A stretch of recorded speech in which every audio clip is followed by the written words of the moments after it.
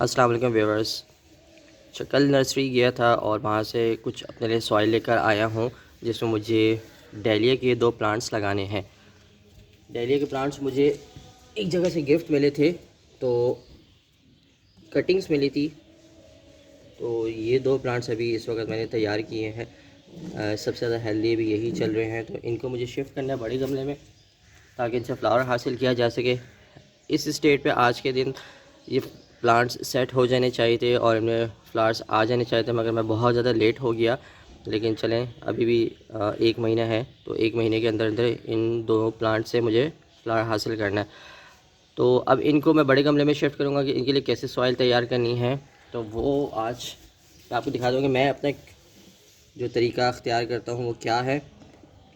Nursery से ही ये मिट्टी लेकर आया था, माली से ही गाइडेंस ली थी। उसके कहने के मुताबिक उसने इसके अंदर खाद का कंटेंट बहुत ज़्यादा रखा है। तकरीबन 30% या 25% सिर्फ इसके अंदर गार्डन सॉइल है, बाकी खाद है इसके अंदर सिर्फ। और खाद भी कौन सी, ओजड़ी की खाद है।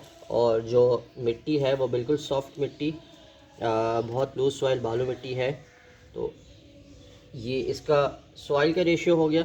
अब इसको सबसे पहले अच्छे तरीके से मिक्स कर लेते हैं, फिर इसके बाद मैं उसके बाद बताता हूँ कि नेक्स्ट स्टेप क्या करना है।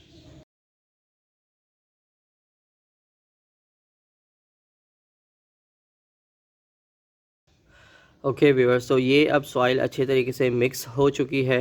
नेक्स्ट स्टेप क्या है कि आपको 2 खाली गमले, ये जितने भी प्लांट्स हैं उतने खाली गमले रखने होंगे। पॉट्स का साइज़ जो है 12 इंचेस का भी काफ़ी है। मेरे पास 12 इंचेस के नहीं है, तो मैं 14 इंचेस के गमले लूँगा। 8 इंचेस में भी लोग लगा देते हैं, लेकिन स्टैंडर्ड जो है 12 इंच का गमला होता है, उसमें लगाएंगे तो अच्छा प्लांट ग्रो होगा। तो अब ले आते हैं गमले। तो ये एक 14 इंचेस का गमला आ चुका है। मैं एक ही प्लांट को ट्रांसप्लांट करके दिखा दूँगा, सबका यही तरीका होता है। और मेरे पास ज़्यादा मिट्टी भी नहीं है, तो मुझे इन 2 ही गमलों में एडजस्ट करना है। तो अब नेक्स्ट स्टेप क्या है कि सॉइल फिल करना शुरू कर देते हैं। सबसे पहले बेस में मैं अमूमन कोकोपी ये प्यूमाइस स्टोन्स डाल रहा होता हूँ, तो ये इसमें बेस में ये डाल देते हैं ताकि ड्रेनेज इसका किसी भी वजह से रुके ना। और अब इसके ऊपर मिट्टी डालना शुरू करेंगे। हाफ पॉट मैंने भर दिया है, ठीक है, यहाँ आपको नज़र भी आ रहा होगा। इसको लेवल कर लेता हूँ मैं, और अब इसके ऊपर मैं प्लांट रख देता हूँ। ये है वो प्लांट। इसको मैं क्या करूँगा कि इसको ऐसे ही मैं यहाँ पे रखूँगा, और उसके बाद फिर इसकी दोबारा से फिलिंग शुरू हो जाएगी।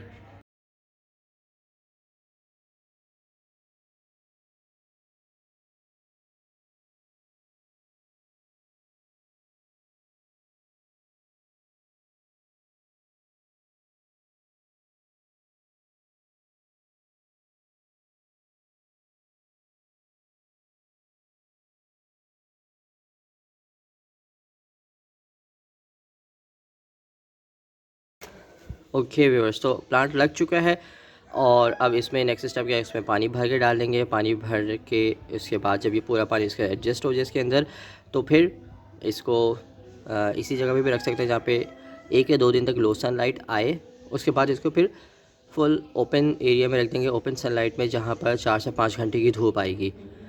फिर उसके बाद नेक्स्ट स्टेप क्या करना है कि आपने कि 5 दिन बाद जब प्लांट आप देखें प्लांट बिल्कुल स्टेबल है, बिल्कुल सही है, कुछ भी मसला नहीं हुआ, तो उसके बाद आपने इसके डीएपी देनी है। डीएपी के इस साइज़ का अगर गमला है तो आप 10 दाने डीएपी के इसमें डाल देंगे। प्लांट से दूर रखना है, किस तरीके से कि जैसा ये प्लांट है तो इस जगह पर ऐसे आपने डीएपी के दाने डाल देने हैं। 10 दाने डालने हैं। हर 10 डेज़ बाद इसको डीएपी के फर्टिलाइज़र देते रहें, और बस और कुछ नहीं करना। ऑलरेडी खाद का कंटेंट बहुत ज़्यादा है, डीएपी भी डाल दी, तो बस काफ़ी है। इसी से ये प्लांट बहुत अच्छा ग्रो होगा और ये ब्लूम करेगा। तो इंशाल्लाह अब मिलते हैं कुछ दिनों बाद जब इसकी परफॉर्मेंस में इम्प्रूवमेंट आती है। जब से इन 2 प्लांट्स को इन दोनों पॉट्स में शिफ्ट किया है, उसके 20 दिन बाद ये प्रोग्रेस है प्लांट्स की, और अल्हम्दुलिल्लाह बहुत अच्छे जा रहे हैं। जैसा कि करीब से देख लेते हैं कि ये देखें कि अच्छी कंडीशन जा रही है दोनों की। और वो वाला प्लांट थोड़ा सा छोटा रह गया क्योंकि कुछ और फैक्टर्स भी इसमें शामिल होते हैं। मैं थोड़ा सा एक्सप्लेन कर देता ताकि नेक्स्ट ईयर जब भी आप लोग या मैं लगाएं तो हम लोग उन चीज़ों को ज़रूर कंसीडर करें कि एक तो मैंने बहुत ज़्यादा देर से लगाया था, तो फिर जिनमें मैंने ये कटिंग्स लगाई थी उसकी सॉइल बनाई तो अच्छी थी, मगर पता नहीं ऐसा क्या हुआ कि सॉइल बहुत ज़्यादा ख़राब हो गई, अच्छी नहीं बनी, बहुत ज़्यादा सख्त हो गई। तो एक तो ये प्रॉब्लम बनी, तो बहुत मुश्किल से ये प्लांट्स फिर ग्रो हुए उसमें। उसके बाद फिर जनवरी हो गया था, दिसंबर एंड हो रहा था, उसके बाद फिर मैंने इनको शिफ्ट किया बड़े गमलों में। अमूमन उस टाइम फूलों का सीज़न होता है, फूल लिए जाते हैं इनसे, तो एक तो ये लेट हो गए थे। फिर उसके बाद बड़ी मुश्किल से इसमें ये सरवाइव किए और इसमें ग्रो हो रहे हैं, तो इस वजह से थोड़ी सी इनकी ग्रोथ स्लो हो गई है। ये और बड़े हो सकते थे लेकिन ये अब यहीं पर ही रुक गए हैं और ये फ्लावर्स देने के लिए जा रहे हैं। तो टेम्परेचर बहुत ज़्यादा मैटर करता है। कराची में बहुत अच्छी ठंड पड़ रही है, तो टेम्परेचर का इफ़ेक्ट बहुत ज़्यादा होता है, इसलिए अब इन्होंने कलियां बनाना शुरू कर दी हैं और अब इनकी ग्रोथ नहीं होगी और इनमें अब बड बनेगा। तो जितना फर्टिलाइज़र और जितनी खाद इसको देनी थी मैंने दे दी। बहुत ज़्यादा हुआ तो NPK के 1-2 डोजेस मैं इसको दे दूँगा, जो कि 20-20-20 होता है लिक्विड वाला वो, या दाने वाले भी जो NPK आते हैं वो भी मैं दे सकता हूँ। बट मैं नहीं दूंगा क्योंकि मैंने ऑलरेडी इसको बहुत ज़्यादा ओजरे की खाद प्रोवाइड की हुई है, बस यही काफ़ी है। तो अब इनमें कलियाँ खिलेंगी। यहाँ से एक बड बन रहा है इसका और एक वो छोटा सा बड बन रहा है, और इन दोनों में भी बनने के लिए जा रहा है। इसकी हाइट भी छोटी है, तो मैं एक्सपेक्ट कर रहा हूँ कि इसका फ्लावर भी छोटा ही निकलेगा, लेकिन इस वाले का अच्छा साइज़ ग्रो होना चाहिए, नहीं बेहतर, क्योंकि ये और इनकी हाइट और अच्छी जाती है, इनकी जो स्टेम्स हैं और थिक होती हैं, तो उस लिहाज से फिर फ्लावर का साइज़ बनता है। बट फिर भी इसमें थोड़ा सा बेहतर बनेगा, बहुत ज़्यादा बड़ा नहीं बनेगा लेकिन बेहतर साइज़ इंशाल्लाह उम्मीद है मिलेगा। तो ये है आज की प्रोग्रेस। अब जब इसकी कलियाँ थोड़ी सी और बाहर निकल जाएंगी, फूल खिलने के करीब होगा, तो फिर मैं आप लोगों को दिखाऊंगा। आज है 6 फरवरी 2023, तकरीबन 33 दिन बाद जब से इन प्लांट्स को इस बड़े गमले में शिफ्ट किया है, उसके बाद से इनकी ये प्रोग्रेस है। और मैं आपको करीब से दिखा देता हूँ कि ये देखें, इनके लीव्स का साइज़ देखें, इनकी स्टेम्स देखें, इनके ब्रांचेस देखें, कैसी परफॉर्मेंस जा रही है। अल्हम्दुलिल्लाह बहुत अच्छी प्रोग्रेस है। और आज वीडियो में दिखाने का मकसद ये है कि ये देखें, इसमें कली खिल रही है, और इसको मैं थोड़ा सा सेट करूं ताकि ठीक से विजिबल हो। ये देखें, ये इसका बड है, ये इसकी कली है, इसके ये साइज़ होता है कली का, तो इससे ये अंदाज़ा लगाया जा सकता है कि इसके फ्लावर का साइज़ भी अच्छा खिलेगा, बड़ा खिलेगा। तो ये देखें, कैमरा थोड़ा सा सेट कर लो, एडजस्ट नहीं हो रहा। अब देखें, अब शायद नज़र आ रहा होगा कि, और इस बार मुझे शायद येलो कलर ना मिले, हर बार येलो कलर लगाता हूँ, इस बार कुछ अलग ही नज़र आ रहा है, तो इस पर रेड शेड इसमें से नज़र आ रहा है। तो ये इसकी परफॉर्मेंस है। ये देखें, ये इसकी मेन बड है। फिर उसके बाद प्लांट अजीब ही तरीके से जा रहा है, हालांकि इसको कट कर सकता था मैं, लेकिन मैंने बस, इसका सीज़न एंड हो रहा है, मैंने बहुत ज़्यादा देर से लगाया था, गर्मियाँ कराची में स्टार्ट हो चुकी हैं, तो बस इसको वरना पहले लगा देना चाहिए था, तो इनको कट करता तो इसकी और परफॉर्मेंस अच्छी जाती इस फ्लावर की, लेकिन बस ठीक है। तो इसके ऊपर भी ऑलरेडी 3 यहाँ पर, 1 यहाँ पर, 3 यहाँ पर कलियाँ खिल रही हैं। फिर ये भी वही ब्रांच है। हुआ क्या था कि नीचे से 2 ब्रांचेस निकल रही थी, मैंने दोनों को फासले पे रख के मिट्टी में दबा दिया था, तो दोनों 2 प्लांट बन चुके हैं। उम्मीद है इनमें से अच्छे बल्ब्स भी बन जाएंगे, तो इसको मैं ऐसे ही रख दूँगा। इसका क्या करना है, सीज़न जब ऑफ हो जाए तो वो मैं इसकी एक सेपरेट वीडियो बनाऊँगा जिसमें इसके बारे में गाइड करूँगा।